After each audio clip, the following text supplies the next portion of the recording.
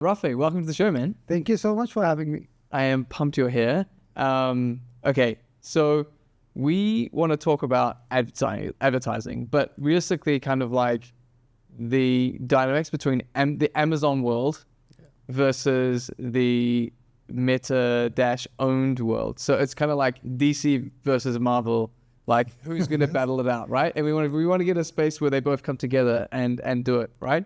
Avengers Assemble. Okay, so, right, let's kick off. We've got some rapid fire questions, all right? Sure. Just keep it simple, just to kind of warm us up. And I'm going to go just shoot a couple out. Does that sound good, Zamir? That sounds good to me. I haven't given Zamir a chance to speak. Zamir's here too, team. In case you're listening in, he is here. That's cool. You go with the rapid fire. He's making this look good. All right, so rapid fire. Let's go. Rafay, Yes. one metric that founders should ignore. Should ignore. Yeah. Ooh, good one. That's a good one. Traffic. That's an interesting one. Yeah. I love that. Yeah. Okay. Yeah. Okay. Next rapid fire question. One growth lever that people overestimate, or underestimate, I should say. Let's go underestimate. One growth lever that people underestimate. CRO, conversion rate optimization. Really? Yeah. Great. Nail the CRO, because why drive traffic to a listing that's not converted? It's not converting. All right. Yeah, we're there with you. Most overrated channel right now. Controversial one. TikTok. Yes. Yes. We're very sorry, TikTok fans. We still love you. We did a little heart. I'm doing the heart shape if you're listening in. And cool. Final one is one thing brands must prepare for in 2026. Yeah. AI. Yeah, great. Yeah. I love that. All right. Okay, so we're into rapid fire, but we didn't actually explain. Rafay, who are you? What are you doing here? How did we pick you off the street and bring you into this studio? Just quickly, I'd love to know about you. Tell the people, who are you? What do you do? Tell us your ninja skills. Okay. So I've got like 15 years of digital marketing experience. For the last 7-8 years, focused primarily on growth marketing and worked in various markets, Pakistan, Canada, US, Dubai, Saudi Arabia, now in the region. And helped various brands from different sectors, multinationals, locals, grow on e-commerce platforms. Nice. Killing it online. Yeah.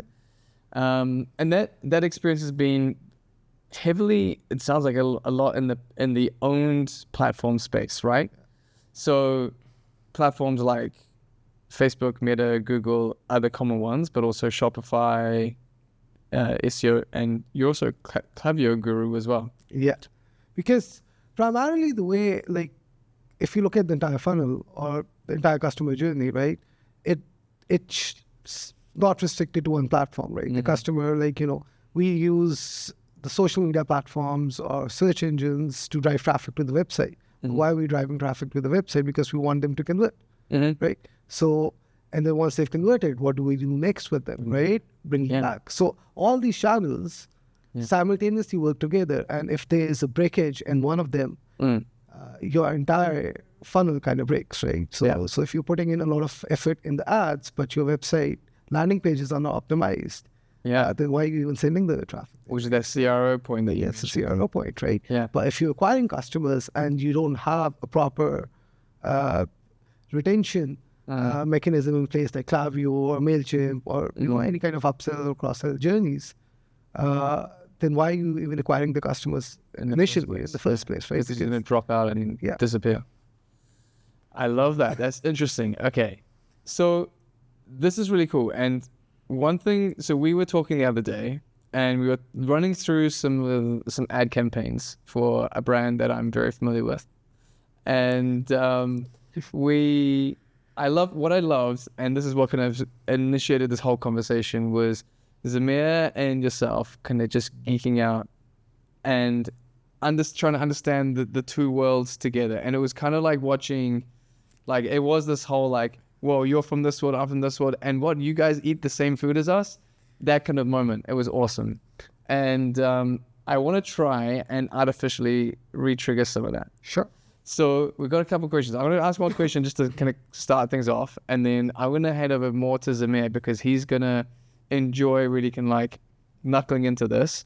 And I think to kind of kick things off, I'd love to know from your perspective, what is growth in the e-commerce space, and what does it actually mean? What metrics actually matter in the owned market space? So growth is, so I would kind of define it in very short as profitable acquisition along with a very efficient retention. Yeah, so it incorporates lifetime value. It does.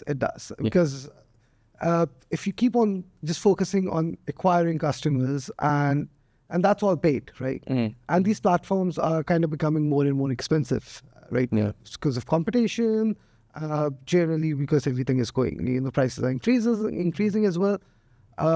So in order to be very effective in e-commerce now, the brands really need to focus on the retention part of things. So what I say is that you would want to have a very solid retention policy rather than having a reacquiring policy that means relying on the paid ads. Better to sell to the sold already rather than to find new people to sell to, is essentially what you're talking about. Well, it has both of these things have to go together, right? If you want like proper growth, you need to have a mechanism or a funnel where new customers are coming in, but at the same time you are retaining the old customers as well, right? And if you master that funnel and if you've got the proper mechanism in place, then growth becomes very easy to do. Okay. And this is feel to jump in, but I'm really keen to know what metrics matter to you. What metrics in particular are you looking at? You're looking at CTR, impressions, obviously CAC is in here. Let me drop in some more acronyms. LTV. So if there's one metric that I need to pick for e-commerce brands, right? Yeah. That would be a marginal contribution towards their profit. Ooh, I love this. Yes. Right. That is so, yes, 100%. Okay, please elaborate. I'm really big on this. And Zamir, I want you to elaborate on aspect. Sure. But yeah. So primarily a lot of people in the past, and we've done that as well, we've been focusing on ROAS. Right? Yeah. It's an amazing metric, right? Don't get me wrong. But I see it more as a diagnostic metric rather than a goal. Right? Because why brands on e-commerce, right? They want to sell, but at the end of the day, it's a business. They want to be profitable. Yeah. Right. So in order to be profitable, the brand needs to, make that marginal contribution towards their profit, right? So at the end of the day, and wherever the brands are in their phase, like, there are different matrices to optimize campaigns, and wherever there's a leakage in the funnel, we look at different matrices. But if you look at the overall picture for constant growth, you need to focus more on the marginal contribution. Okay. This is me, for the benefit of the less initiated, can we, and also Rafay as well, feel free to say, what do we mean by the marginal contribution? And then what does that mean in the Amazon world, right? Because actually, Rafay, do you want to discuss the marginal contribution? And then do you want to talk about I think Rafay should go into it from a Shopify side. Okay. So marginal contribution is primarily, I'm going to go back to ROAS so I can kind of differentiate and explain. ROAS is focusing on what the ad spend is versus the sales, right? Yes. So the equation is... It's the revenue... Sorry. Please go. No. So revenue divided by the ad spend. Yeah. Right? So that's what ROAS is primarily focusing on, right? Primarily, what it's not counting is the cost of the product as well, right? And it's just not the cost of the product. For e-commerce brands, there's a fixed cost, and then there's some marginal costs as well, with shipping cost, warehousing, paying for ads, right? If they have Clavio and all these software subscriptions that they need. So ROAS is kind of focusing on increasing the revenue, but it's not focusing primarily on increasing the profitability. Yes. Right? Marginal contribution, there are two things it actually works very well for. It shows you which specific product. Yeah. Right. And ROAS is more on the holistic. It's broad. Yeah. Or campaign label or something. Yeah. marginal revenue contribution actually shows that as you're scaling up, is your profitability increasing? Yes. And then at the same time, which they're different products, right? Yeah. A Shopify store owner would have certain products would have a higher ROAS, Yes. right? But it might be more expensive for them to Produce and procure, supply or whatever. supply, right? Certain products have more profit margins, Yes. right? So in that case, it's better, like sometimes it's better to, pay a little higher on the ad spend Yeah. and still make more money. Yeah, exactly. And it's understanding that balance, right? Between the two of these. That way you can harmonize it towards the long-term growth of the business. Yeah. Because ultimately we're here, we have to make some money. Otherwise, Every brand, we'll drop out. every brand is focusing on that. It's like they're all focusing on growth, but the thing is, at the end of the day, it's a business, right? So it has to be profitable growth. Yeah. In the Amazon world, if we're translating that, It's pretty much exactly the same. I think one of the key things, though, is we look at it, and often people when they're looking at it will look at it as a percentage, but it's really important to look at it as a fixed amount as well, right? Yes. Because often you'll find there may be a low revenue product that's got quite a high margin contribution, but actually it's probably those higher value items that are actually giving you more profit. True. I think one of the interesting points, though, I'd like to ask you about, when a brand comes to you, I imagine they often have plateaued in terms of their growth, or they're struggling with their profitability.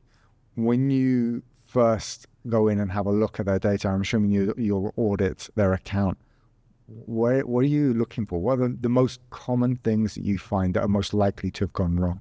Okay. So the most common things, and that's the first few things I check, is primarily brands can plateau because of multiple reasons, right? The first one being the campaign structure is not properly organized. Okay. Right? If it's not properly organized, obviously there would come a time where they're going to plateau, right? Because the campaigns are not structured in the manner that they should support the growth. Okay, Right. Just to get into that, so from an Amazon perspective, I would want to structure campaigns in quite a granular way, so I can see what different keywords are doing and how they're performing with different products. Is that what is it similar from a Shopify side? So it's somewhat similar, but obviously I think, and going back to that discussion that we were having, Amazon is very high intent based, Yes. right? Whereas the platforms we're using for Shopify, for advertising, Meta, Google, TikTok, Snapchat, all of these, we've got two sides to it, right? So there is high intent customers who are looking for similar products, but we also focus on demand generation, right? Right. Because we are not restricted with the keywords, right? We are more, what customers are looking at that time, what the interest levels are. And then there's always, obviously there, for a lot of brands, there's impulsive buying as well, right? Showing the product, educating them about it, and then, getting them to the purchase level. So primarily, our campaign structures are slightly different, right? And we need to build a funnel, right? So you need to have an awareness campaign. You need to get them to the consideration phase. You need to get them to the conversion phase, right? So that's a very, very basic thing. But when I look at the campaign structure, I'm actually looking at, because most of the platforms are now AI-based, Yeah. right? If the campaigns are not structured properly and the data signals are not going properly, the AI is never going to get trained, right? And if, just talk about AI itself, the way it works is, and the way it works very well is how it's trained. Like if you just look at ChatGPT, it's the billions of, data sets, the amount of data it's been trained on, and that's why it's so smart, right? If your signals are not going properly to the pixel, for instance, in Meta's case, then the AI is never going to produce you the results because it's not being trained properly. Okay. Right. So what does good training look like? So it's, again, that's the campaign structure. Right. So there are multiple things, right? The campaign could be, you could have very less spending, and you could be testing out a lot of creatives, and that would just never get the AI enough results to get trained on. So you're basically saying where they're spreading the budget too thin across too many different campaigns. Yeah. So on a daily budget, what's the minimum you'd want to see spending on a campaign, for example? So it kind of varies a lot, and for different brands and what the average cost per acquisition is, right? You should, at least for a campaign, you should give it enough budget that it should be generating about, minimum 3 to 4 sales. And this is for very small brands, right? For bigger brands, obviously things are much different, and the numbers change as well. We're looking at it, 30 to 40, maybe 50 sales per campaign as well. So if your cost per purchase is, for instance, $5, just multiply that with that number. Okay, that's a really interesting point. So from an Amazon perspective, we have a very similar rule, right? It's like I'd be horrified if anyone sets a budget generally less than £30 for a campaign, or particularly for a high volume keyword. In fact, I'd go down to that, because if not, the algorithm just doesn't have enough room to learn. Yeah, which is exactly what I think you're saying. Exactly what I'm saying. Yeah, you need to give it enough budget so it can actually experiment as well and learn. And at the same time, if the budget is enough, then it starts getting the results back, and that's how it starts getting trained. Okay. Taking this away from looking at those campaigns when they first come in, if you're starting to work on a new account, a new brand, where do you start? So the first thing is I always check the Shopify store first. Okay. Right. Just to understand, what's the buying trend, right? What products are being sold. And then at the same time, I'm actually also looking at how Shopify is integrated with Meta and Google, right? But a lot of people do browser side pixel configuration, right? So what's that exactly? So the way the platforms integrate and talk to each other, and pass on the data information, or who's buying, which ad did they click on, and everything. It's tracked through API. It's tracked through these codes that travel between them, right? Okay. So just for the, so there are two ways it happens. One is the browser side attribution, right? Right. The other configuration is the server side, right? The issue with the browser side is, like, if you're using iOS, if you're using very strict privacy laws on the browser, that data will not properly flow. So you're basically saying the attribution is not accurate. So the conversions might be coming, but it's just not been attributed. So as far as it looks in terms of ROAS, it might look like it's performing really badly. Because then you've got false data, right? Okay. And you don't have enough data that the pixel or the AI should be trained on. And that's another issue why the campaign structure comes in. Once I've done that, then I actually look at ad accounts. And then I look at, are they running enough campaigns? Are they testing everything out?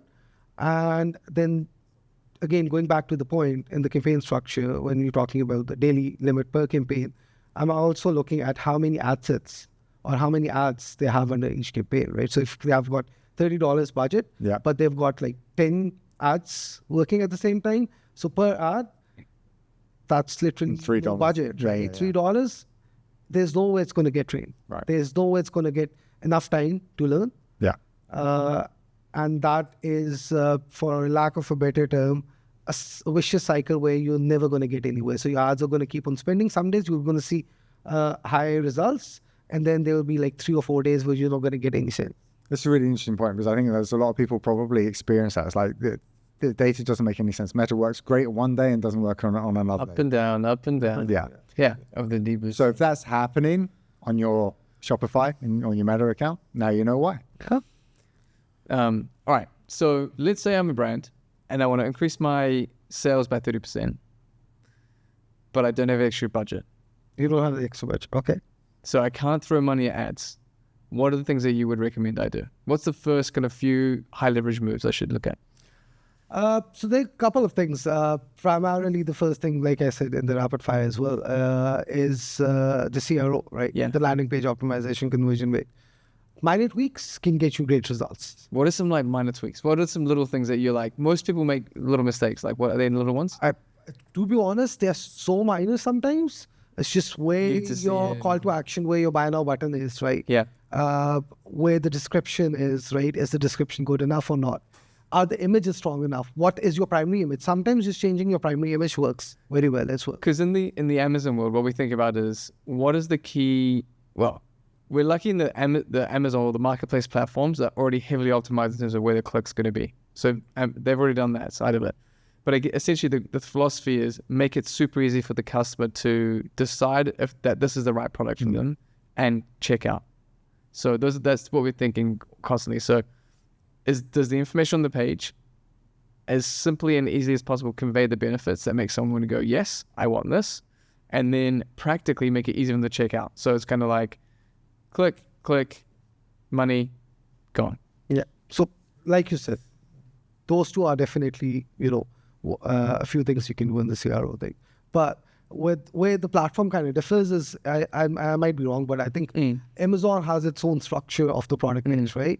And it has its own guidelines. It's all fixed, yeah. Shopify, and a lot of time, brands that come in, Shopify doesn't give any specific guidelines, right? Yeah. So they've done it the way they think is the best, right? Yeah. And we've got some more extra features we can play around with, like just changing the images, moving the button up and down, right? So these things matter. For your audience, I'm going to give a tip as well, right? Oh, yes, please. So there's a tool that I love. It's called Hotjar, right? It integrates with Shopify. I love it. Right? It actually records the interaction for all the users. Yeah, right? It's a heat mapping. It's a whole heat mapping, and it records their clicks. It records the clicks, right? So if you're just kind of looking at those recordings, and sometimes I'm just sitting there for like 2 hours just looking at all the recordings because the data is there. But if you kind of start understanding where the customer is going, what it's clicking, like which button they're clicking, where they're pausing, that would just automatically tell you how they're interacting with your website and your products. Yeah, and you can change it around, test it, and see. It's always constant testing, right? And like I said before, minor changes can get you really good results. I love that. Yeah, I love that. Yeah. The other two quickly, if I want to touch base on, is you can do a few things to increase the average order value, right? Because now you're not spending more. The customer is already there. He's already buying something. You want a 30% growth. You just sell him another product. So like bundles or cross-sell. Bundles, cross-sells. Again, the more data analysis you do into those things, understand what customers are buying together. Yeah. And if the recommendations are right there based on that data, obviously not everyone, but you will definitely see, 10%, 20% people adding that extra product in the cart. Yeah. And that is free money for you, right? Because you're not spending anything. Yeah, they've already come in. They're already coming, right? And the third thing you can do is obviously, once the customer is acquired, once they've made the purchase, right? That's your own data now. Yeah. Right. So if you already have Klaviyo, you're not paying for every single email that's being sent out, right? If you've got push notifications, WhatsApp channel, whatever way of communication, you can use that just, do cross-sell and, get them to buy something else eventually. Right? Yeah. Cool. Okay. Thank you, sir. Noted. One of the things we love on Amazon is the fact that Amazon, you can actually influence the organic algorithm through the paid one. So we're able to do that. And I know that's something that's unique to the Amazon platform. But taking a step away, sort of from on your side, from in Google, from paid and looking at organic, what are the key influences these days on organic that people should be focused about? So I'm going to add something to this question as well, because I think that's something people are not using properly. So to answer your question first, for organic, right now, these days, you really need to focus on how your website is going to be shown by the AI platforms. Interesting. Right? Okay. So it's just don't focus on search engine anymore. Right. Because it's by default, things are changing. Now people are more focused on asking questions rather than keyword search. This is even in search engines then? That's even in search engines, right? Okay. The Google first result is now based Gemini's response, right? Yeah. And then the listings come. Yeah. So back in the day, you were actually optimizing for keywords. Yeah. Right. Now, optimize for the content on the website. I love this. Okay. Yeah. All right. Cool. The second thing I would like to say is that Google is primarily the biggest search engine, right? And for them, they obviously are the biggest search engine marketing engine, as well, right? Yeah. For both organic and paid. They've kept things separate, right? They don't let paid marketing campaign influence the search engine ranking. Yeah, you get your listings, sponsored listings on the top, but it's not really affecting your search engine results or the ranking that organically you're going to get. But there's a lot of data that can be exchanged between both paid and organic, Okay. right? So the descriptions of the ads, the headlines, the words that are converting more, Right. right? You can easily bring them back to your organic. All right. So what's Keyword working in paid, you can then move into your organic Okay. headlines. So you had tags, you had H1 tags and things like that. Because now you're just not fighting for the rank, you also know these keywords convert. Click. Yeah, yeah. And they convert as well, Yeah, right? yeah. Because you know what are actually getting conversions. Similarly, when you look at your search traffic, you know which keywords, which words, or which phrases people are using to come to your website, right? You can easily take them and use them in your... I'm presuming if you get more clicks and you get more conversions, does Google, do you think, look at that? Do they look at the click-through rate and the conversion on organic to help with the ranking? They definitely, it's for them, they want to show people what they're searching for and where they're going to actually click on it. So for Google's interest as well is people are actually going to click on it, go to the website and find that information valuable. Or if they're searching to buy a product, they should click on it, go there and buy the website. So the reputation matters a lot. You know, the meta descriptions for the, you know, that matters a lot. And what customers are, how customers are interacting. So if they're clicking, they're staying on the page, are they, you know, actually interacting with the website or just closing it down, that influences your search. That's really that one bit also that you said about searching, that pattern changing. I know I do that. I ask questions now from Google. One quick question, because I noticed with Gemini, that's pushing ads further down the page. Yes, right? yeah. How's that influencing results? I'm just curious. Can you see anything?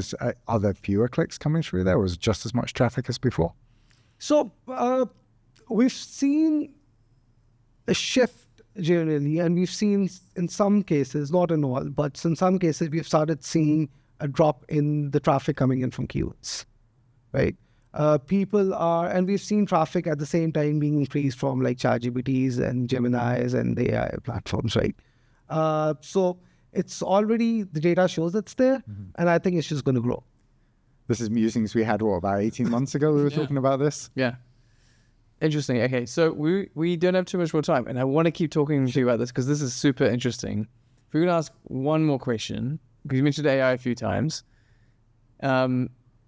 is there one AI tool that people are overusing or underusing currently, or they should be using more of? That's quite interesting.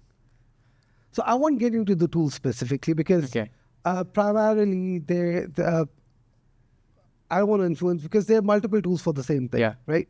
I can definitely tell you where they should be using and how they should be using for growth marketing. Primarily. So in our case, obviously, we need to do constant iteration of ads, right? And we need to keep on coming up more and more ads. As when you're talking about bigger brands, right? They've got enough budget, so you can actually test multiple campaigns. You can, you know, just have like 50, 60, even 100 ad sets running at the same time. And keep on coming with more and more ad concepts.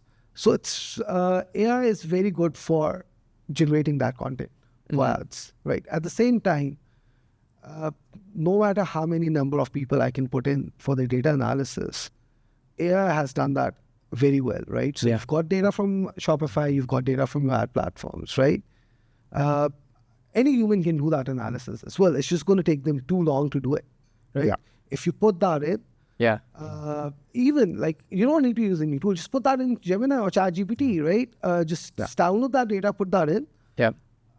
Ask questions or ask it to do the analysis. It's going to give you all the trends. Because it would be really cool if there was a tool out there that you could plug into and subscribe to, and it will tell you maybe the top 5 things you should do every day to grow your sales on your Shopify site. That would be really cool. Maybe something to watch out for. Keep an eye on this space. Our man's maybe making something like this. It's going to be released soon, so keep an eye out. Yes, we'll tell you about it when it launches. So yeah, awesome. You know what?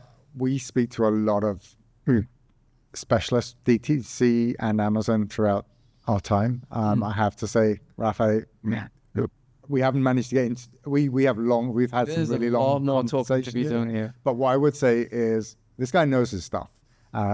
People, if you're interested in finding out more, they definitely should look you up. Include a link. Can you just look at the camera, tell the people where to find you, and we'll also put in the description. Yeah, so you can look me up on LinkedIn or our website, and I think I'll give you guys the link and you can post it. We'll put the link in with this. Absolutely. Alrighty. Thank you so much for coming in. Thank you so much. Very awesome of you. Man who has been all around the world, Asia, North America, Europe, now the Middle East. He's here in the studio with us. Thank you for doing this. Much love. And people, one love to you. Peace out. One love. Peace. Bye.